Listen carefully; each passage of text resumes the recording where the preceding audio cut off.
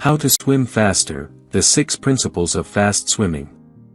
If you've been pondering over ways to enhance your swimming speed for months or possibly even years without finding a satisfactory solution, you're not the only one.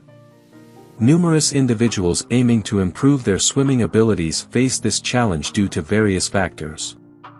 That's precisely why I've compiled this resource, which addresses key problematic areas and provides effective solutions. Train smarter, not harder. Numerous coaches prioritize conditioning during their training sessions with athletes. They gradually increase the duration and intensity of workouts, leading to improved fitness levels and reduced lap times as the athlete's body adapts and strengthens. However, while overall fitness may enhance, limited progress often arises if there are underlying deficiencies in the athlete's technique. This occurs because swimming efficiently demands significant technical proficiency, given that the human body has primarily evolved for movement on land rather than in water. While a few naturally talented swimmers may make progress even with minimal technical guidance, the truth is that the majority of swimmers can benefit greatly from refining their stroke mechanics in addition to physical conditioning. With this in mind, 2 approaches must be pursued simultaneously to enhance the swimmer's technique and facilitate faster swimming. 1. The drag the swimmer creates in the water needs to be reduced. 2. The propulsion the swimmer generates in the water needs to be increased. The 6 principles discussed below can all be classified under these 2 approaches. Decreasing drag. The significance of minimizing drag while swimming is often underestimated. This is primarily because water has a much higher density than air, resulting in a drag force that increases exponentially with the square of our swimming speed. Considering that our power output in the water is constrained, while reducing drag relies more on skill rather than sheer strength, it becomes evident that there is significant room for improvement in this aspect. With this perspective in mind, we can establish the fundamental principles that enable us to achieve faster swimming. 1. Improving your balance. Enhancing balance is one of the initial and most effective approaches to minimize drag. The objective is to maintain a horizontal position while propelling through the water.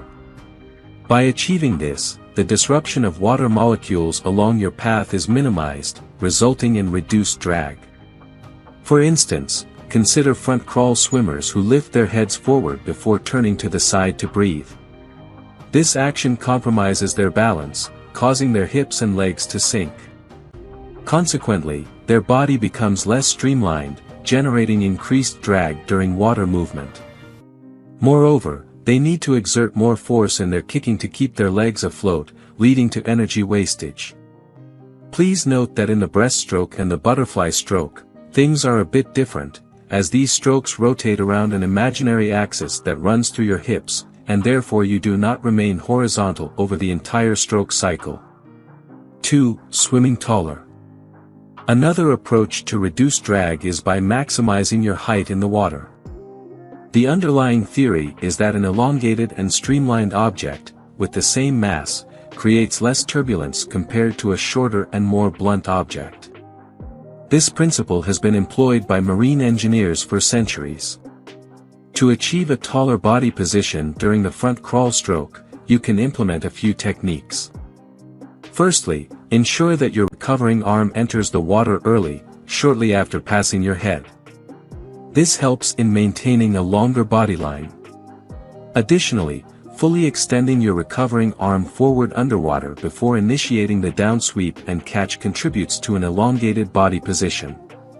3. Compact and efficient kick. A proficient kick holds significance in achieving fast swimming, although its importance is often overestimated.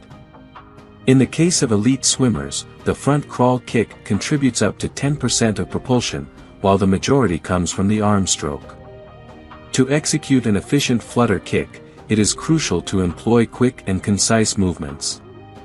Your feet should barely break the water surface, remaining mostly in line with your body and avoiding excessive downward motion. This ensures that your kick remains within the shadow of your body, preventing the generation of unnecessary drag that can impede your speed. Improving propulsion. Once you have reduced drag to a minimum, you can work on improving your propulsion. Again, this is mainly achieved by improving the mechanics of your stroke, not by building larger muscles. 4. Swim more on the sides. Enhancing propulsion can be achieved by adequately incorporating side-to-side rolling during each arm pull. When you roll from side to side while executing arm pulls, your body aligns itself favorably to engage not only the shoulder muscles but also the chest and back muscles. Initially, swimming in a sideways position may feel unfamiliar and require some practice to become comfortable with the technique. However, with persistence and practice, you can refine this aspect of your swimming technique and experience the benefits of improved propulsion. 5. Using your core muscles. Once you have developed the habit of rolling from side to side during each arm stroke, the subsequent step involves engaging your core muscles. By incorporating your core, along with your back, shoulders, and chest muscles, you can effectively harness energy during your arm stroke without rapidly fatiguing your shoulders. This process is akin to a baseball pitcher throwing a ball. Firstly, the pitcher's body turns back, followed by a forward rotation of the hips. This motion transfers through the upper body into the shoulder, arm, hand, and finally into the ball, with acceleration occurring at each stage. By integrating this technique, you will experience improved endurance in your core, back, and chest muscles, allowing you to swim for longer distances at a faster pace while reducing the likelihood of quick shoulder fatigue. 6. Anchoring your arms. The final principle we will discuss in this article, focusing on swimming faster, pertains to the anchoring of the arms in the water. Before initiating the backward pull of your arm, it is essential to ensure that your forearm and hand are aligned, pointing downward, with the inner part of your forearm and palm facing backward. During this stage, your elbow should be positioned higher in the water, surpassing the level of your hand. This particular swimming technique is known as the high elbow catch. Once your arm assumes this positioning, you can smoothly propel it backward as a cohesive unit, resembling a large paddle, consequently generating substantial propulsion. Conclusion. There you have it, 6 principles on how to swim faster. If you follow them, you should see your swimming times improve.